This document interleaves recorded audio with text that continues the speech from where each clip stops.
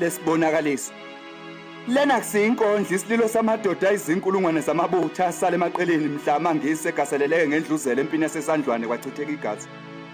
Abanye bathi kwakubanga umhlaba, nabanye bakhuluma okwaba sazi ukuthi ikona kuyikuphi okuyiqiniso. Mina ngisibonela isono. Umonakalo wadaleka washiya amalibe ezinkulungwane emzini yomkhulu kwasala amakhapheyana. Abakhapheyana abasala kulezi yansuku basala begcwele inzondo lesilonda sipheli indle emnyama. Ikhula negqubo okubi kakhulu ondlebe zikhanya ilanga bagcine bewuzuzile umhlaba. Sishayo ngesikelemu semfundo ofundile uzophatha indle emnyama egameni labelungu ukuze ecindezele umuntu omnyama engabi nawo amandla. Lempa ayinasicoco kuthina abamnyama. Abantu abasikhandulaka bagibela indizamshini bashiya isitha somuntu omnyama kungumuntu omnyama. Alwehlulaka madoda anibonini ukuthi umkhonto ugwaze ekhaya sesibulana sodwa phela manje. Ayikhumelana umlotho onamandla okuyihlaba umkhosi akayihlabe. Zidla imbizi isibonakaliso esivela namakhosi sangatshalwanga ngenxa yokuphangalala kwayo maqeda nyamalala namandla akaze atholakala.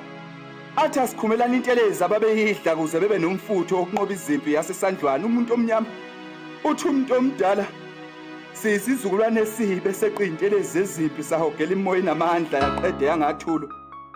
Yingakho singakwesaba ukuchitha igazi. Sinesibindi kuze kweqe ingakho sesiphila nesikhathi esifishane. Le ndaba idinga ukwendlala ezithebeni makungendlala isizwe sikaphunga noMageba sizofa ngathi. Bese sisala necala engeke laphinde libole noma sesingale kwamalibi. Ulaka phansi madoda okoniwa ngomlomo akulungiswa ngomlomo. Ukubona igazi ligobhoza kusala izintandana akusajabulisi. Ulaka phansi madoda okoniwa ngomlomo akulungiswa ngomlomo. Ukubona igazi ligobhoza kusala izintandana akusajabulisi. Abasakhona ukukhuleka bamemeze mawala makufanele bazile ukudla. Mabazile inqubo nje masizoyinqoba lempi ngale kuchitheka kwegazi.